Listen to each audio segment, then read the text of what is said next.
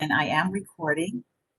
So today what we're going to talk about is something really important in the general theories of calculus. It's called the Fundamental Theorem of Calculus.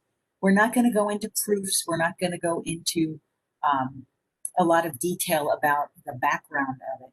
We're just going to explain what the theorem tells us and how we can use that information in order to learn more about functions. If you remember, we're now talking about integration, where we're given a rate function, think derivative, and we're trying to build back from that the total function, the function that would give us the area under a curve, or that would give us the total value of whatever quantity it is we have the rate for. So for example, we have a marginal cost function. That's a rate. It's the rate of change of our cost when we make one more of our product. We can use integration to build the total cost function from that. Okay, and that's kind of where we are in the course right now. I'm going to just share briefly my screen with you, my browser, and I want to just point out where we are in the course. Again, just in case some of you want to follow along with the notes. Okay, we're in week 10. Okay, and we're doing Fundamental Theorem of Calculus and antidifferentiation. We'll talk more about what that means. Okay, here are our assignments for this week due November 1st, 2 sets of homework, and this discussion board. And again, the notes I'm going to be using are these optional notes, the Fundamental Theorem and antidifferentiation. In general, the notes I'm going to be using to write on in class will be right under here. These are additional notes from a previous version of the course that describe things in more detail, okay? And you're welcome to use them, they're optional, okay? The things that you probably absolutely for sure want to review before you do the homework are the videos and the textbooks, okay? The textbook sessions. I know a lot of folks try to get by just by looking at the videos. There's a lot of good explanation in the textbook, and the textbook is written in a very conversational style. It's not your typical math textbook. So I would strongly recommend looking at both of these before you start the actual assignments. Okay, so I'm going to begin by sharing the notes with you. Okay, so just give me a second to get that set up.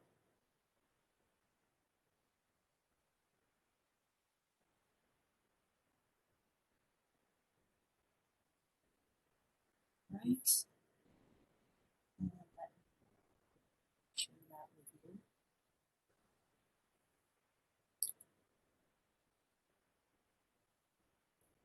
Okay, so everybody should be able to see notes that start with Fundamental Theorem and antidifferentiation. Okay, so again, I'll bring up the chat, but if anything's going wrong or you can't see what I think I'm sharing with you, please just unmute yourself and let me know that. Okay? So what I've done here is I've excerpted some of the information from your text and I've put some examples in there. Okay, so when you go back and read the text, you're going to see a lot of similar information, and hopefully having seen it once already together, okay, will make it easier for you to follow it when you read it yourself. Okay, so they begin with a pitch about the most important and most used theorem in calculus. It's called the Fundamental Theorem, and you can say it's discovered, or you could say it was derived independently by two mathematicians, one English and one German, in the late 17th century. Okay, and what it does is it establishes a relationship between basically derivatives and integrals, and that's really important when you want to go backwards and forwards between the two. Okay, sometimes you've got a rate and you need to know a total. Sometimes you have a total and you want a rate. Okay, so please don't think of differentiation and integration as two totally separate things. They're really inverse operations in a way, okay? Just like multiplication and division or addition and subtraction. Okay, so they're kind of two sides of the same coin. Now, an easy way of calculating it is kind of provided by the fundamental theorem, okay? And here it is in a nutshell. I mean, this is probably one of the briefest descriptions of the fundamental theorem I've ever seen. It says if you have an integral, this is the integral sign, and you have bounds on it from a to b, right? Here's your rate function, okay? So you're integrating a rate function, okay? Notice the prime on f, okay? So remember, we approximated the area under this rate function by rectangles that were dx wide and as high as the rate function curve. So you can think of this as within the limit, we're adding up all those rectangles between x equals a and x equals b. So here's an easy way to do it, okay? Integrate, whatever that means, the rate function to get its total function. Notice here there's no prime, okay? So this is the antiderivative of f prime of x.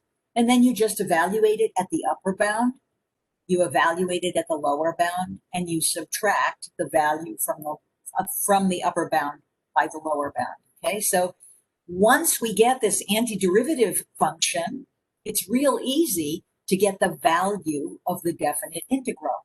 Okay, you just evaluate it at the top bound, the bottom bound, and do a subtraction. Now, here's something I want to make sure people understand. Okay, a definite integral, okay, which has bounds on it, it looks like this. Okay, this gives you a number, okay, an actual numeric value. We've been talking about it as area under a curve or the total value of the function between the bounds a and b, okay? An indefinite integral or an antiderivative looks a little different. Okay, they also call it an antiderivative because again, it undoes a derivative. Notice it's got the integration sign, but there's no bounds on it. Okay, you still have your rate function. You still have dx. But what this gives you is a function. Okay, so if you're looking at an integral sign and it has bounds on it, you know the answer should be a number. Okay, and if you're looking at an integral sign and it doesn't have bounds on it, you know the answer should be a function. Okay, so let me just stop and ask right here, everybody okay with the distinction?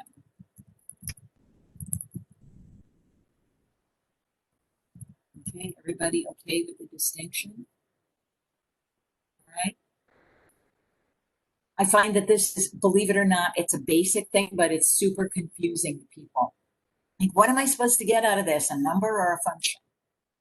Okay, so that's how you tell. All righty. So, try to get the chat out of the way here. Okay, a definite integral of a rate from a to b is just the units, the net y units. Okay, again, the sum of all the areas of all those rectangles from a to b. Okay, you can think of it, the change in y that accumulate between a and b. Okay, we've just made it plain though in this definition that the function we're integrating is a derivative, it's a rate. Okay, so this helps you come up with some exact answers for definite integrals because you already know how to differentiate things. For example, if my f prime of x is the function 2x, you're thinking, okay, wait, that's a derivative. What did I have to take the derivative of to get 2x? Oh yeah, x squared. Okay, so you know that f of x, the integrated function, has to be x squared. And then finding this function, this value, would just mean taking x squared, evaluating at b, x squared evaluated at a, and subtract.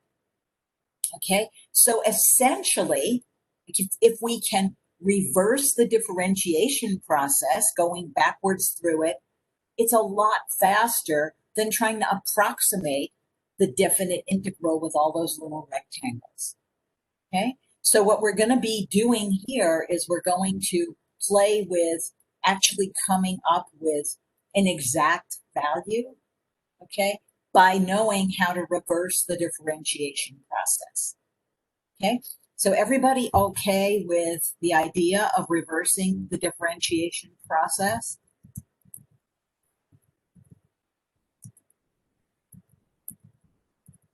Okay, if you remember, we had some pretty well-defined processes for building a derivative. Okay, if we can just go backwards through those processes, we can anti-differentiate or integrate. Okay, so that's what we're going to try to do. Now, just let me warn you, in this section that we're talking about right now, which I think is, I'm not sure if it's 3.2 or 3.3, I think it's 3.2, we're basically just going to guess and we're going to check.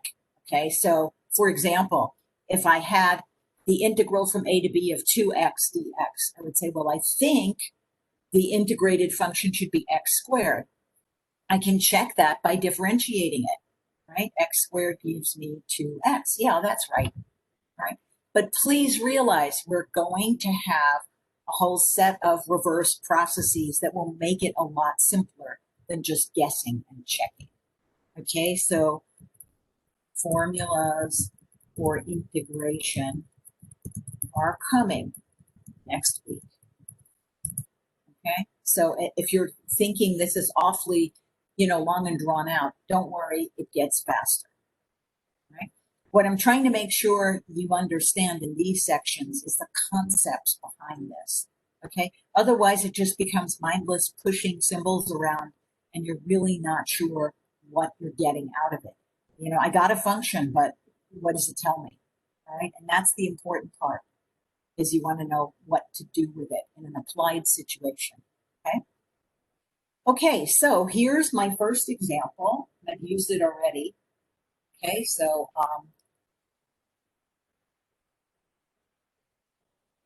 if find f of x, or I'm using lowercase f of x here, if f prime of x is 2x. Okay, now we already did this, and you say, okay, great, I know the answer to that. It's x squared. And of course, we know that's right. If I differentiate x squared, I'm going to get 2x back again. But there's a problem. And the problem is that if f of x is x squared plus 2, that also differentiates to 2x, right? Because this constant does not give us anything when we differentiate it, right? Because constants don't change. Their rate of change is 0. Likewise, x squared minus 5 will also differentiate to 2x because this constant will also differentiate to 0. Okay? So that means there's a whole family of functions, an infinite number, that will give us the same derivative. Okay, so x squared will differentiate to 2x, x squared plus 2, x squared minus 5, x squared plus 1. Any version of x squared plus or minus a constant will give us a derivative of 2x. Okay? And that makes sense because really the derivative is just telling you about the rate of change of the function. It doesn't tell you where it is.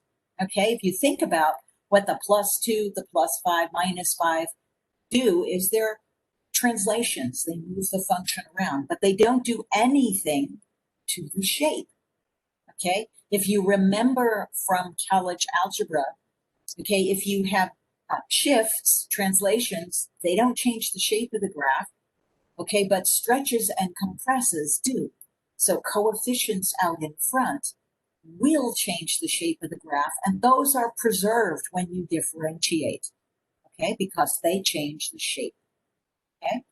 So that's what they're saying here, is these constants, these constants don't do anything to the graph's shape, okay? So if I want to have an antiderivative, if I have a function f it has an infinite number of antiderivatives. And the way I have to write them is like this. I have to say, in my example, f of x would be x squared, but then I have to add this plus c, okay, to let me know that, well, there could be any number of plus or minus values after the function itself, right? So x squared plus c accommodates all of these up here, right? Because if c is 0, I get x squared. If c is positive 2, I get x squared plus 2. If c is negative 5, I get x squared minus 5. So putting a constant of integration after an antiderivative, okay, remember I'm building a function that's an antiderivative, okay, is necessary, okay, because again, any one of these values will give me the same rate function, okay? Now, if I have an additional piece of information about f, okay, if you tell me the value of f, say, when x is 0, I might actually be able to get a specific value for c. I might be able to get my exact function back again. But you need an additional piece of information to do that. Because as you realize, when you differentiate these up here, you lose the information about what the constant was, okay? So everybody all right with the constant of integration?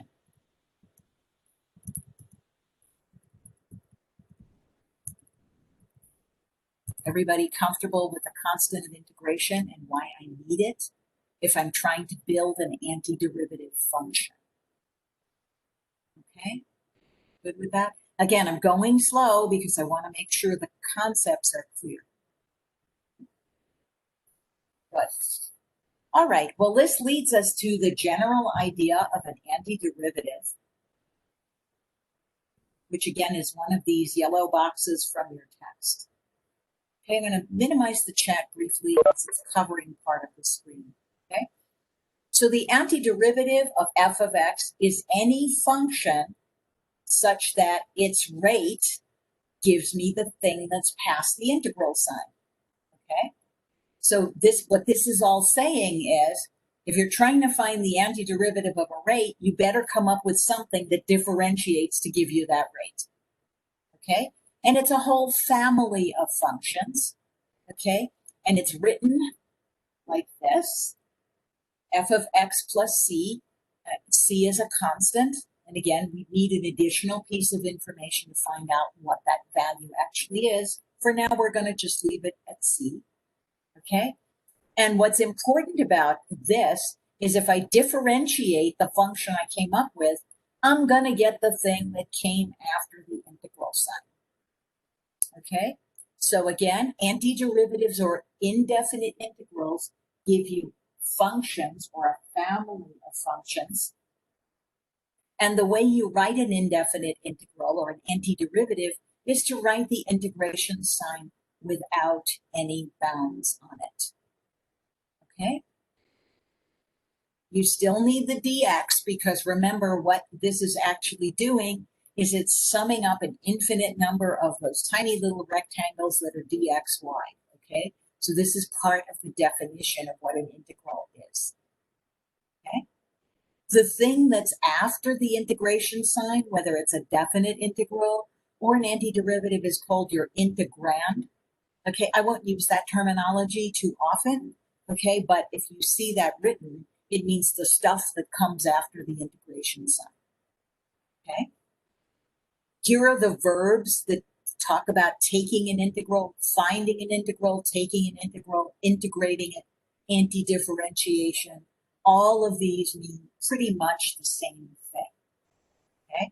So it's important so that when you're actually doing reading or if you're searching anything on the internet, you understand the terminology.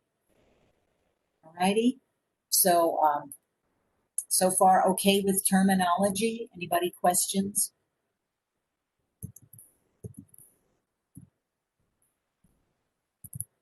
Okay with terminology? Okay, let's see what we're doing. So if you're asked to find the antiderivative of 2x, you write an expression for the entire family of functions. Again, no bounds, so that means I'm not getting a number, I'm getting functions, okay? And this is a set of functions, actually. But what they have in common is that this function, x squared, will give me this rate, 2x. So you're looking at this, saying if I differentiate it, I'm going to get that back again, okay?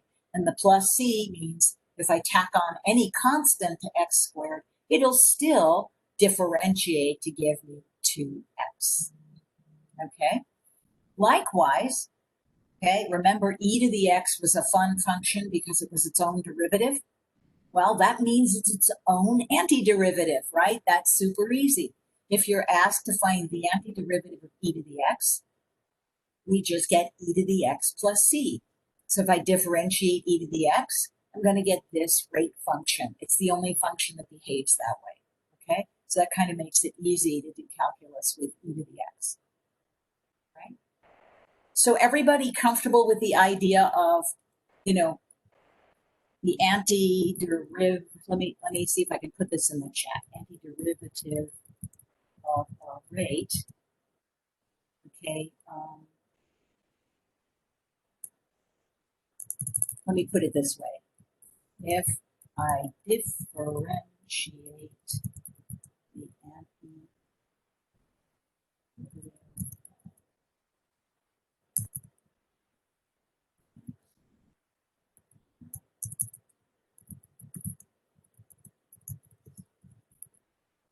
okay, so if I differentiate the antiderivative of f of x, I should get f of x back again, okay? So for example, here's this is saying antiderivative of f of x, that's this. If I differentiate this, I get that back again. Why is that? Because they're inverses, right?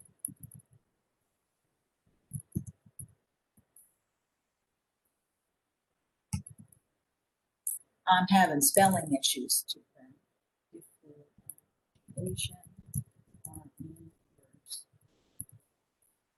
Okay, inverse operations, they undo each other.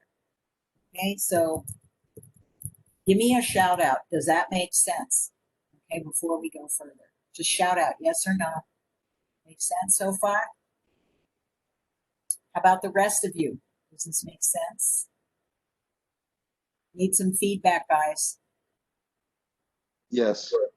dx is not replaced with c so much as it's used up in the process of doing the antiderivative. Okay, again, it substitutes for the width of the rectangles and f of x is the height. Okay, so basically what you're saying is you're finding the area under the curve and you're getting this function, but you're getting a whole family. Okay, so don't think of it so much as a replacement as that you're getting a family of functions as the answer. Okay. All right. So they come up with another way of looking at it is if you solve the fundamental theorem expression for f of b, see this fundamental theorem here? Okay. If I want to solve it for f of b, what I'm getting is f of a, okay, my starting point, and then the accumulated rate of change that gets me to b. Okay, so take a look at what they're doing here. Okay, this is kind of interesting. Okay, here's your fundamental theorem in this first line. Okay, the definite integral of a derivative from a to b gives the net change in the original function, right? So if this was a marginal cost and I wanted to know the marginal cost from 1 to 3, this would give me the net change in total cost from 1 to 3. Okay.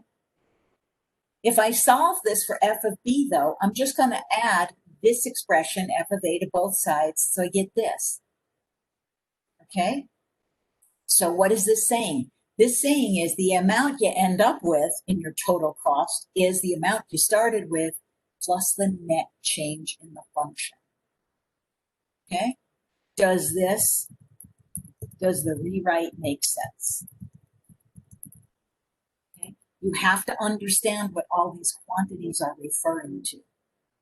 Okay, or you're just pushing symbols around. Okay, so here's your starting value of your total function. This is your net change.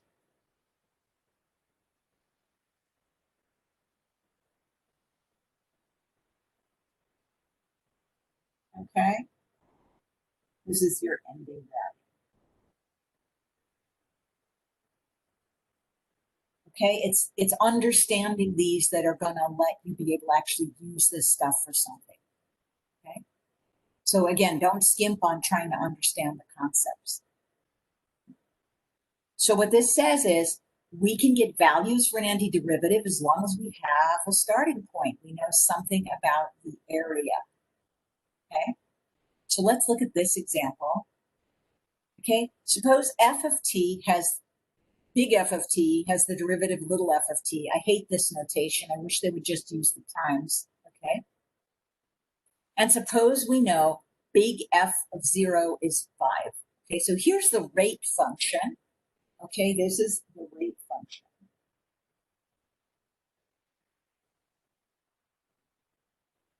Okay, and they want us to figure out what's the total function.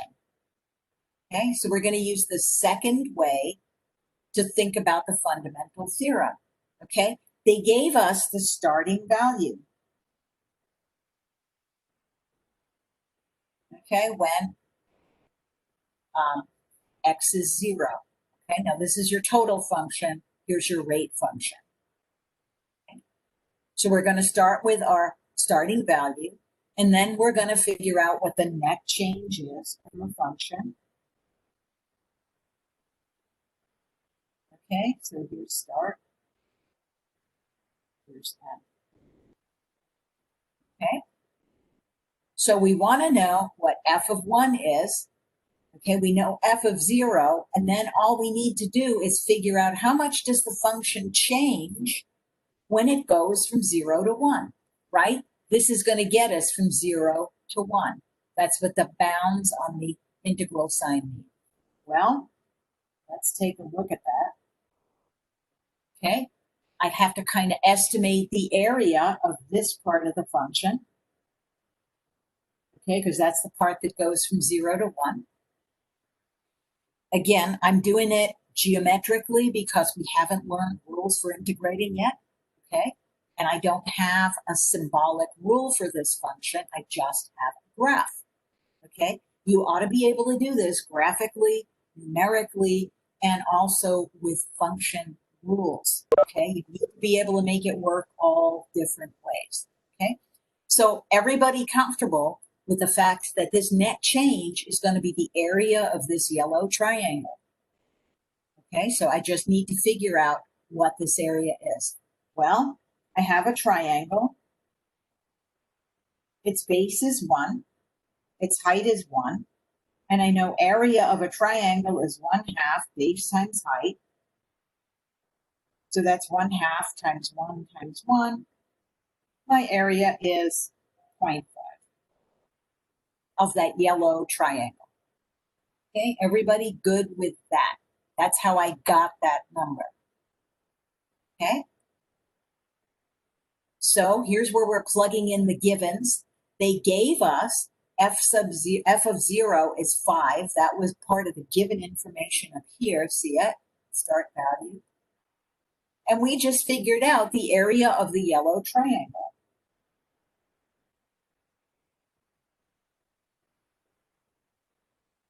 Okay, and that is the net change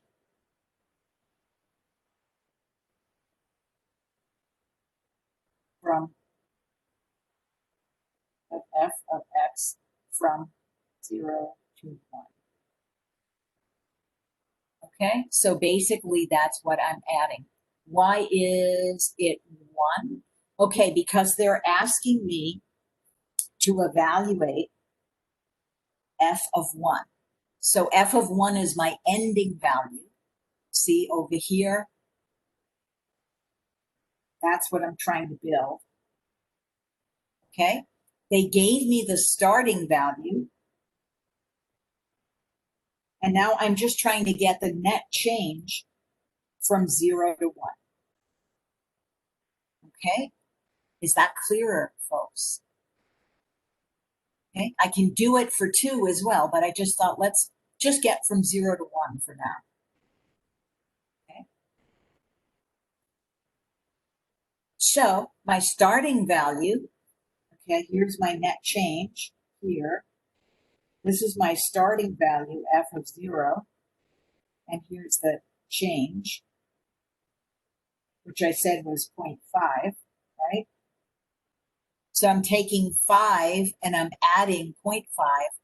So by the time I get to f of 1, I've got 5.5. Okay, that's how much I've accumulated, right? Because my starting value, remember, this is the rate function. This isn't capital F. This is lowercase f. It's the derivative of capital F, okay? But by the time your total function gets to 1, it's accumulated 5.5 units of area, or whatever it is those units are measured in, okay? Anybody have any strategies of how you get f of 2?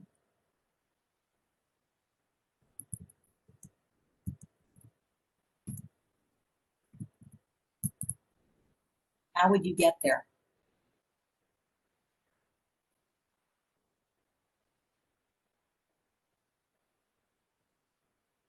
Anybody have any thoughts?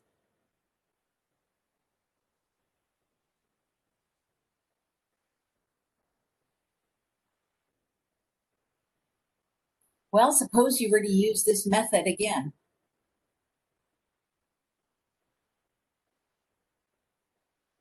Would you have to start at 0?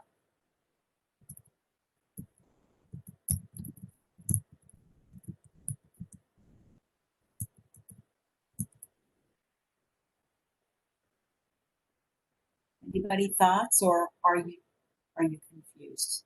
Okay, so people are saying no. Okay, so where would you start?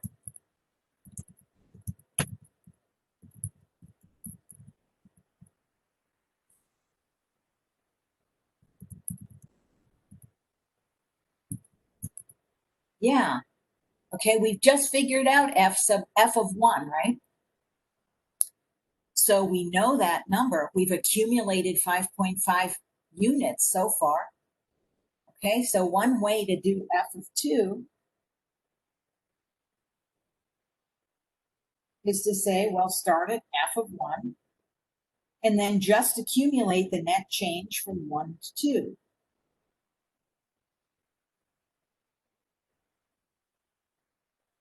Okay? Everybody okay with that? All right, so then I need to figure out the area of the pink rectangle, which looks surprisingly similar to the one that I just figured out. Okay, it also has a base of 1 and a height of 1, so its area is also going to be 0.5.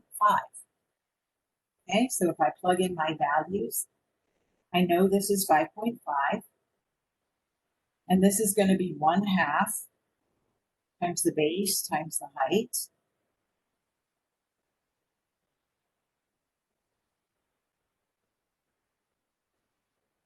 So f of 2, by the time I get there, I will have accumulated 6 units of area. How we doing?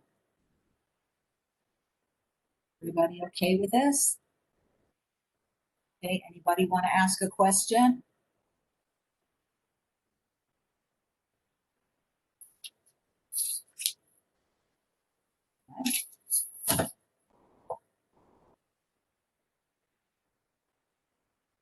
All right, good. Okay, let's take a look at some more examples like this. Okay. So let's say a of x is the integral. This is kind of some weird notation, but basically what they're saying, I'm going to change the values here from like 0 to 1, 0 to 2, 0 to 3, 0, and so forth.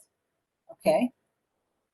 So again, I can evaluate these definite integrals the same way. Okay, I can say a of 1 equals, well, I don't have a starting value, so I have to figure out what the area is from 0 to 1 of f of t dt. They didn't give me a value, so I have to just get the net change, okay, of what it is. Okay, it's be my starting value, okay? But don't worry about that, because again, we need a starting value to do it, okay? Let's just ask a different question.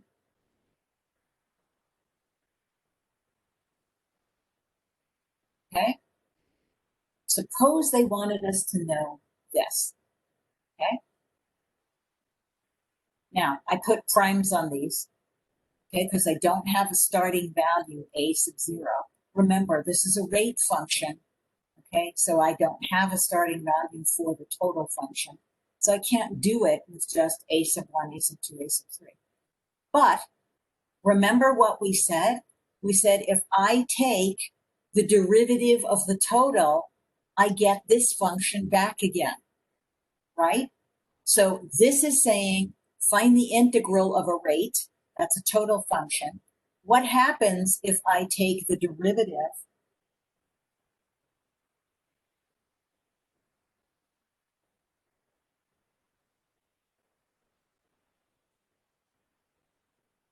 the total? Doesn't that just give me f of t back again? Okay, so I think this question was meant to stress the idea that if you differentiate an antiderivative, you get the function you started with. Okay, so that means a prime of 1 is f of 1, which is 1. See it right here? Okay, a prime of 2 equals f of 2, which is oddly enough 2 up here. And a prime of 3 equals f of 3,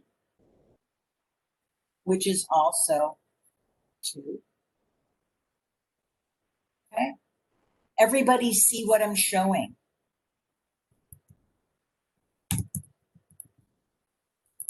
See the concept, okay? If you differentiate an antiderivative, you get what you started with. Okay, everybody comfortable with that? Okay. Any questions?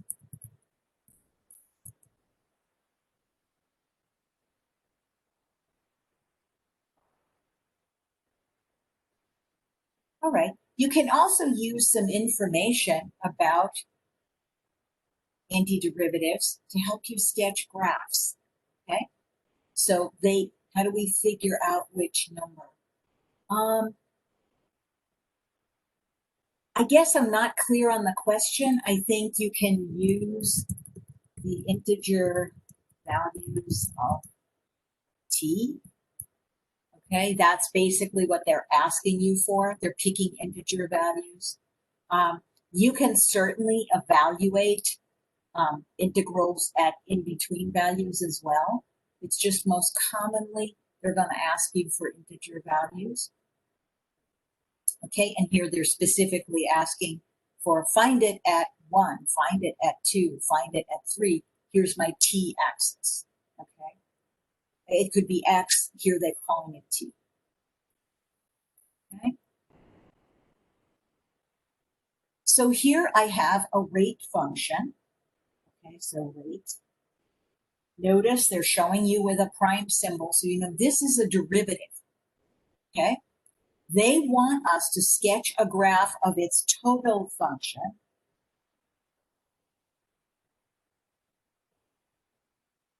Yeah, antiderivative.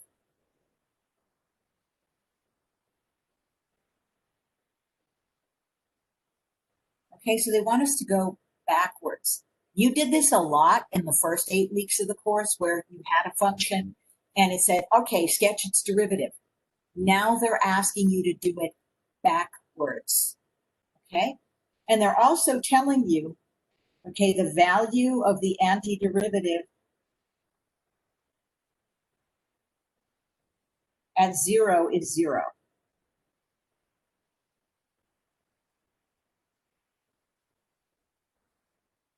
Okay, so they're telling you that part of your graph needs to land on the origin.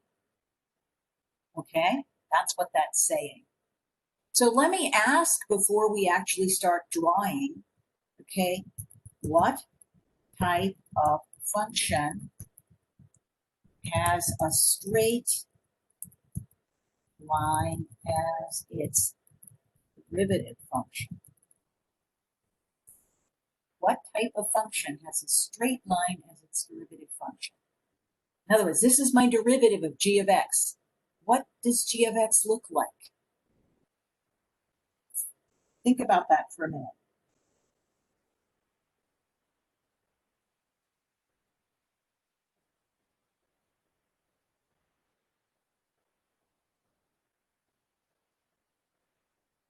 Okay. What type of a, right, okay? It'd have to be a parabola. It'd have to be a quadratic.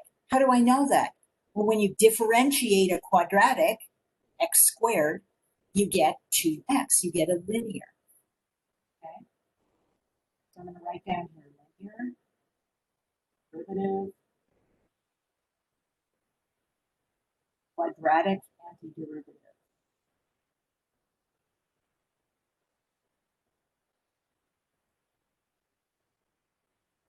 Okay, and that just comes from the power rule for differentiating. Everybody okay with that?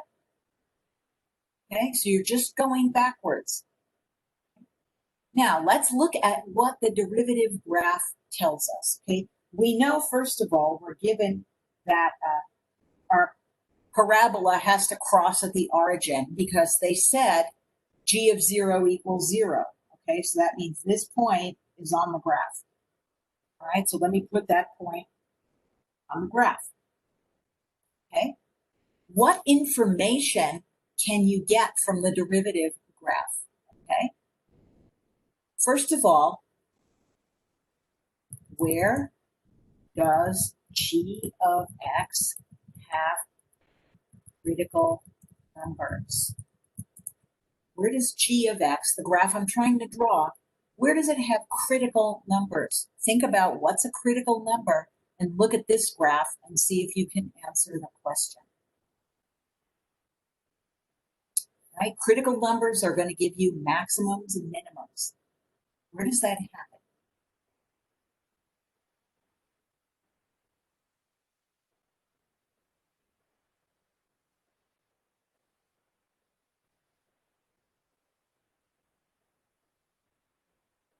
Okay, well, how do you find critical number from the function rule? How do you find a critical number? If I said, here's a function f of x, tell me where it has critical numbers, what do you do?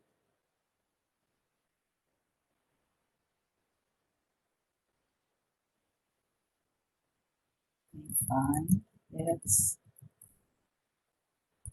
derivative and what do you do? Anybody? In other words, I'm saying, suppose I had g of x, a function rule, and I wanted its critical numbers. I'd find its derivative and then do what with the derivative?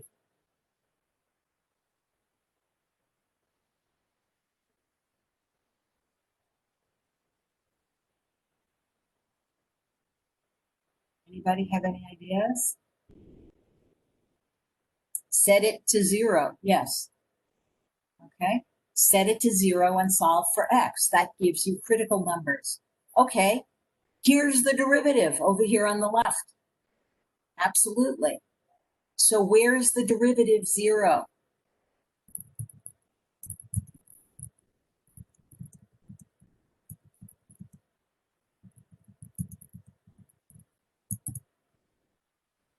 where's the derivative equal to 0? You're looking at a graph, not at a function rule. Look over here. Remember, when I say the derivative, I mean the y values. Let me label this a little better.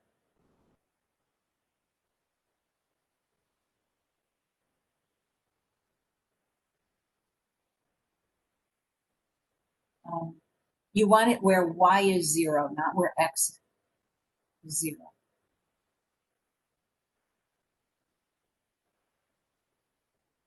Right here, folks. G prime of x equals 0 when x equals 2. Everybody see it?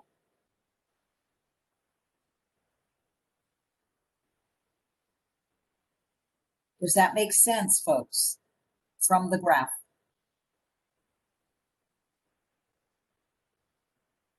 Okay. You want to know when you say g of x is 0, you would only set the y value, g prime, right? G prime of x is 0. You'd set that side to 0. You don't set x to 0. Okay, you're trying to find x. Okay, so again, y is 0 all along the x-axis, right? So here's where this graph crosses the x-axis. So this point right here is called 2, 0. All right, so here's where our derivative is 0. That means my function has a critical point, a point where it turns around at x equals 2. So let's put some things down here. Okay. Now, I don't yet know whether this is a maximum or a minimum until I look at the sign on my derivative. Okay. So to the left of x equals 2 is the derivative positive or negative? What do you think? To the left of x equals 2, is the derivative positive or negative? Again, I'm talking about y values. What do you think? Okay, good for you, Jasmine. Positive, right? See these y values? They're on the positive side of the x-axis, right? Above the x-axis, y is positive. Below the x-axis, y is negative. So I have positive values to the left. What does a positive derivative tell you about the function g of x? What does a positive derivative tell you? Remember what that tells you about a function? My derivative is positive, so the function is doing what on that interval?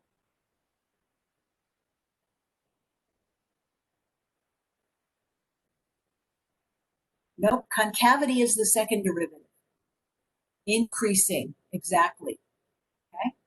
It basically says a positive first derivative, g prime x, means g of x is increasing. Okay, negative g prime x means g of x is increasing. Okay, this is a good exercise because you're seeing all this information you've been playing with, but in a slightly different context. Okay, and that's good. I can tell you're stretching, and that's a good thing. Okay, you want to make sure it all plays together. Okay, so I know that to the left of x equals 2, my parabola needs to be going up. And to the left of x equals 2, it needs to be going down. I don't have any information about the y values here, but I know for a fact I'm going to draw something that increases up to here. Now notice, they nailed down the origin, okay? You might remember this is going to be my vertex, the turnaround point, and this thing is called an axis of symmetry, right? Because it's a parabola. Well, what does that mean, axis of symmetry? It means if I have a point on my graph that's 2 away here on the x-axis, there has to be a symmetric point that's 2 away on the other side.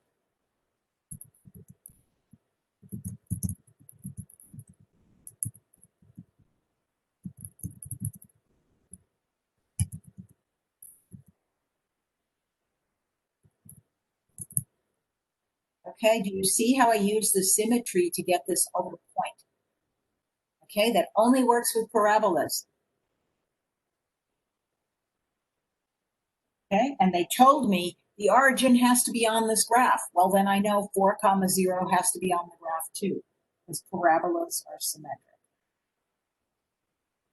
And there's my approximate graph.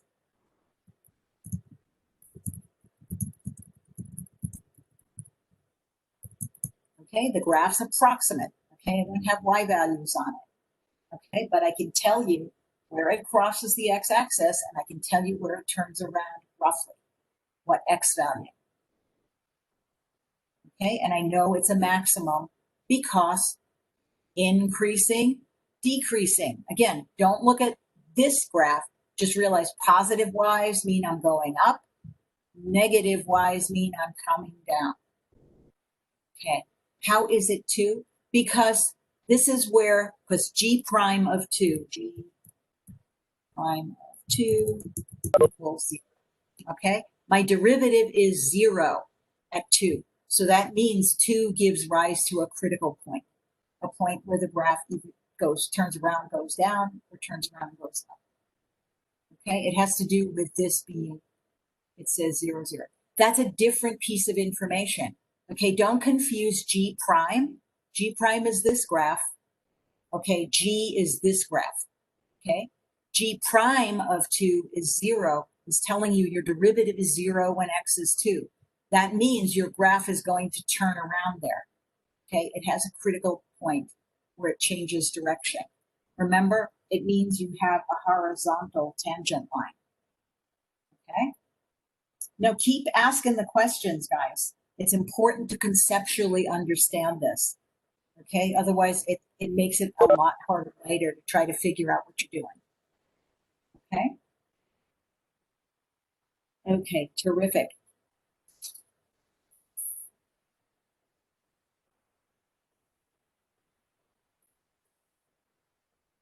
All right, let's take a look at more stuff about fundamental theorem. Okay, and again, I apologize if this sounds like it's redundant, but I want to make sure the concepts are correct. Here again, here's my total function. This is a rate, okay, and I'm going to accumulate it between these bounds. If I differentiate my cumulative function, I get what I started with, okay? So this is like saying derivative of an antiderivative is what you started with.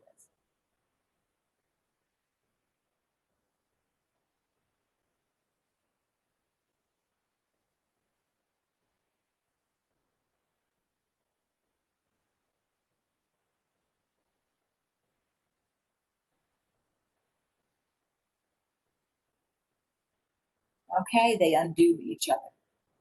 Okay, so the derivative of an accumulation or a total function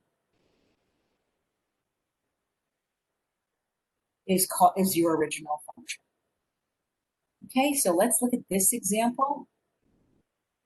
Okay, so here's our rate function. Okay, and they basically are saying we're accumulating it from 0 on out. Okay, where I'm letting x be 1, x be 2, x be 3, x be 4. Here's my rate function.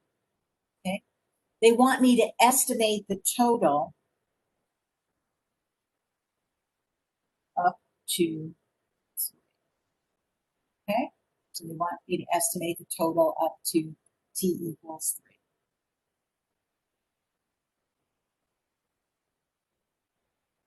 3. Okay, so let's take a look.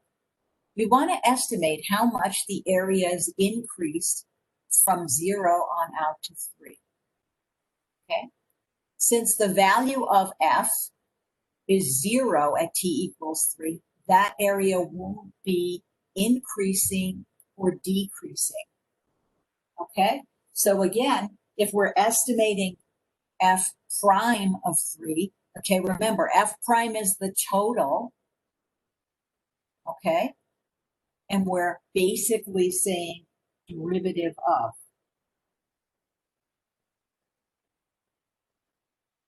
Okay, so basically what we're saying is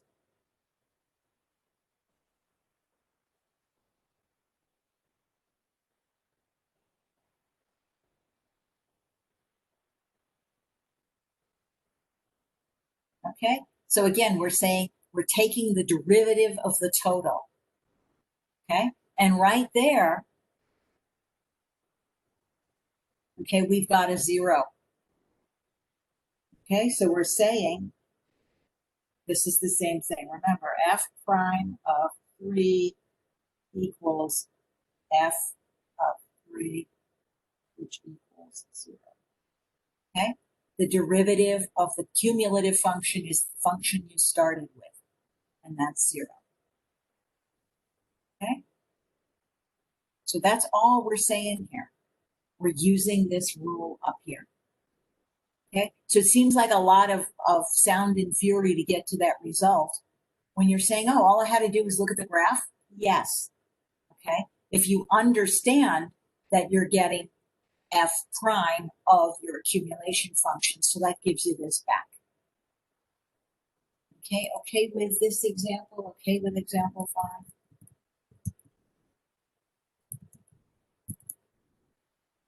Okay. Again, and it's the only one I can estimate because they didn't give me any y values. I can estimate f prime of 3 because it's sitting right there on the x-axis. Okay, couldn't do that with anything else. Okay. Right. And again, it'll be so much easier next week when we have sets of shortcuts to do this.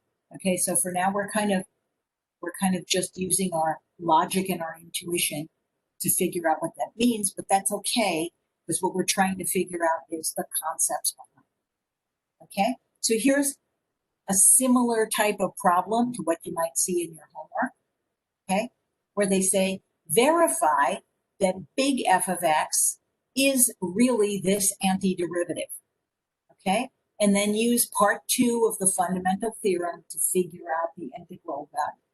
Okay, so they're saying if I differentiate f of x, right, do I get 3x squared? Okay, so let me try that.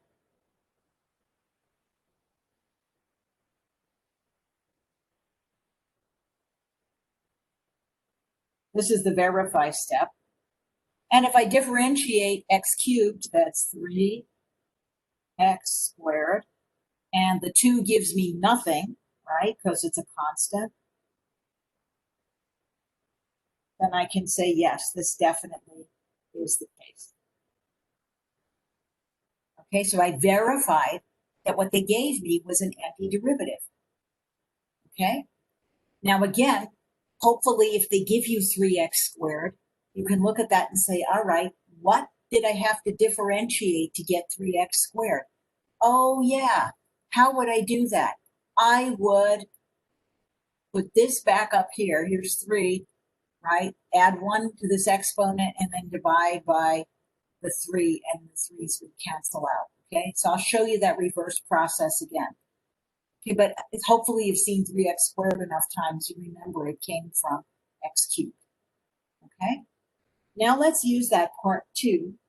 Okay, so part 2 says, okay, of the antiderivative means I want to basically figure out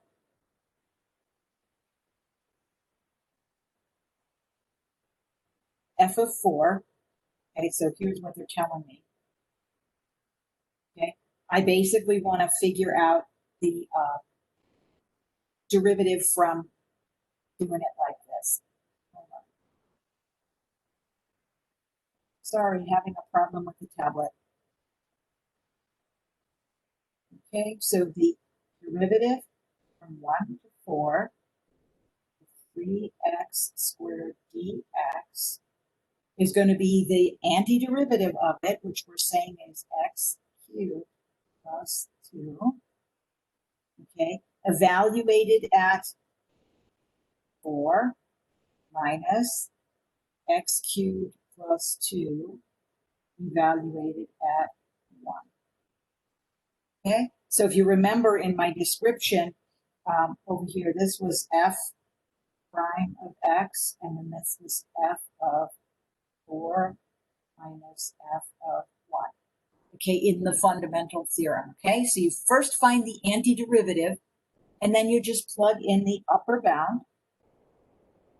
So here I have 4 cubed plus 2 minus 1 cubed plus 2.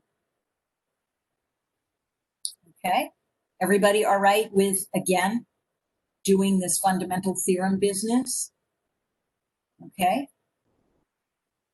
Notice what happens, okay? The 4 cubed, that's 64, plus 2, minus, this is 1, and I'm going to distribute this negative sign.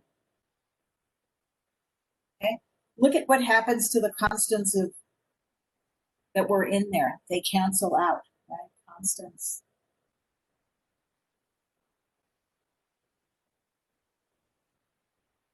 Cancel out, okay? So normally, if you do an antiderivative, okay, and you're trying to use it in a definite integral to get a number, you don't have to worry about the constant of integration because it's going to cancel out. That happens because of this subtraction sign in the middle.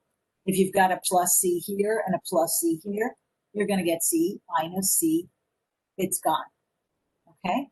So here I just have 64 minus 1. So the value of this definite integral is 63. Okay, so is everybody okay with plugging in the antiderivative and evaluating it at the upper and lower bounds? Okay, everybody okay with what I did here? I plugged in the antiderivative they gave me after I checked that it worked. And then I just evaluated it at the upper bound first minus the lower bound. Okay, and that's an exact value, and I didn't need to mess with rectangles. Yay. No rectangles. All right, so we're heading more towards the formulaic way to do this. Okay, here's my last example. Okay, so verify that f of x, remember this one's f prime, okay, verify that f of x is really the antiderivative. So I'm going to do the same thing I did up here. I'm going to differentiate f of x. And I want to check, is that really 1 over x? Okay, so I'm going to plug in ln x. And if you remember, ln has a formula derivative, right? And we memorize that as 1 over x. And again, you can think of that as it's 1 over the argument to log, that's x here, okay? And then you would multiply it by the ln of the base down here. If this wasn't ln, if it was log base 2, for example, I'd have an ln2 down here. But because I have ln e, that's just a 1. So I have 1 over the argument. If this was a function of x, I'd be multiplying that by the derivative of the function of the argument. But x just has a derivative of 1. So it's a real simple derivative, 1 over x. Okay? So I've checked that this is true. All right, and now I can use that as my antiderivative. And if I want to figure out the integral from 1 to 5 of 1 over x dx, okay, I'm going to basically use my antiderivative, which is ln, and I'm going to plug in my upper bound. Okay, so this is f of 5. Okay, and then plug in my lower bound. All right, this is f prime. Okay, and again, you can see that I can't combine those values, but I can evaluate ln5 minus ln1 on a calculator. This is an exact answer. Okay, so if you're asked for an exact value, you need to keep ln, because ln creates infinite numbers of decimal places. But if you want an approximate answer, you can just evaluate it on a calculator. I'm going to bring up my TI briefly and share that with you. Okay, everybody see the TI? And I would just say ln5 minus ln1. And I get an approximate value. Okay, you can do this on any scientific calculator that has logs. The Web 2.0 calculator has logs on it, so you can use that as well. So I could say 1.6094 approximate. Okay, notice I chopped off some values there, so this is only an approximate answer. Okay, so that's kind of how, for now, that's how we're going to be doing antiderivatives. Okay, we're going to have to guess at the antiderivative. Let me just show you briefly before we end for the day a power rule for integration. And we'll talk more about this next week, but this may help. Okay, here's derivative. Okay, and if you remember, if I have x to the n, okay, that's what you're starting with. Okay, how do you differentiate it? You bring down the n, and then you subtract 1 from there. Okay, everybody remember that one? Okay, so go in the reverse direction for integration. That means we want to go from the bottom up. Okay, so we're going to not only reverse the order we go through the steps. Okay, so we're going to first, okay, if you remember the steps, the steps are actually 2 parts. I'm going to try to write it like this.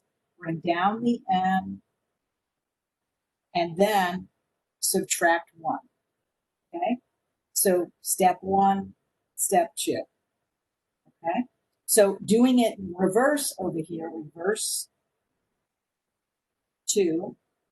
Okay, so I'm going to add 1 if I have, say, x to the n here. I'm going to add 1 to my exponent. Why am I doing that? Well, I subtracted 1 down here, so adding reverses the process. And then reverse 1. Okay, divide by the new exponent. Okay, why am I dividing? Well, the first step here was a multiply by the exponent, so now I need to divide. Okay, so here's the power rule for integration. Let's do an example. Integrate x cubed dx. Okay, so I'm just doing the antiderivative part. So here's how I'm going to do it. First, I'm adding 1 to the exponent, right? Then I'm putting the new exponent underneath.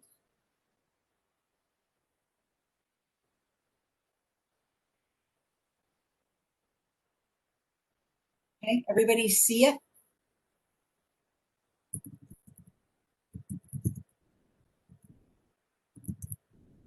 Okay, this is technically part of next week's stuff, but I want to show it to you to help you speed things along.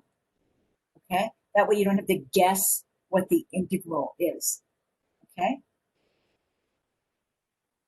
right? And you can see if this had been 4x cubed, the 4's would have canceled out and I would have gotten x to the 4th. Okay. All right, let me come back to the meeting. I'm going to stop sharing, come back to the meeting, and ask anyone questions on anything.